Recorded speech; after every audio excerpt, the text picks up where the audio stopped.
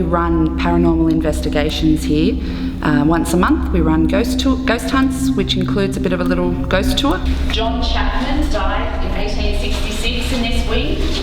He cut his own throat as well, which seemed to be quite a popular and grisly method of suicide in prison. We take people around and explain some of the history of the venue and also some of the paranormal happenings. So now I'm just going to pass on to these two guys who have had some experiences here. So last December, we were in the middle of a big bunch of thunderstorms. I was doing a Ouija board session up the far end of 5 Wing. All of a sudden we heard this loud scream from behind us, and I thought someone had fallen down the stairs. So I went to look, and there was no one in the building, and even asked a couple of other guys, did you hear that scream? None of them had actually heard it aside from the people around the board. Being the first tour, everyone had to wear hats, so much like you guys are, and full vis vests. We were actually in 5 Wing. I was on the 2nd floor, and I could see up through the mesh grate into the 3rd floor. A full body silhouette actually walked past the window. I've raced up, there's a gentleman sitting on one of the beds. I said, mate, were you just out here? He looked at me wide-eyed and said, well, no. For the better part of 10 minutes, he'd been watching a figure walking backwards and forwards. I was in 5 Wing during the day when APPI was running a workshop here, and there was a group on the lower level and a group on the 3rd level, and so I went up to the 2nd level to check things out. I hadn't been here during the day before, and I heard crying or like whimpering from one of the cells. So as I got to the door, it stopped.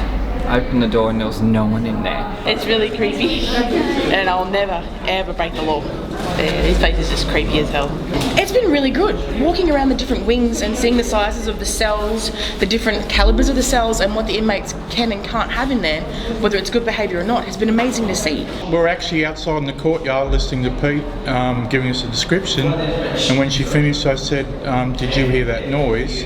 It turned out to be bed rattling. The trouble was nobody had gone inside the building, so when we discovered where it was in 116, it was a little bit creepy. So after the tour, we split people up into groups so they're not too large a group investigating, and we take them off and we allow them to investigate in some of the wings, and they use all of our equipment, or they can bring their own equipment, and we use spiritual methods as well as scientific equipment, and then at the end of the night they get some free time to explore. This is a great opportunity for people who have never been on a paranormal investigation. They come in, they learn a little bit how to use the equipment, and then they will put into practice the theory that they've learned. The whole roof just shook.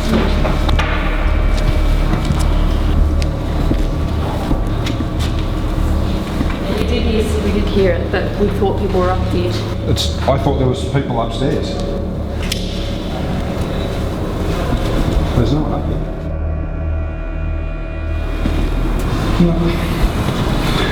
No, there's definitely no one up here. We just walked down from the stairs and there was no one up there. We went in that first cell, and as soon as we walked out of there, that's when the rattle happened. So we were sitting here looking to see if we could figure out what was making the loud noise we've been hearing all night, and this red water pipe that we were looking at suddenly started shaking side to side, and it rattled the whole cage area around here. It was quite interesting. It's really creepy. It's really scary. We've never done anything like this before.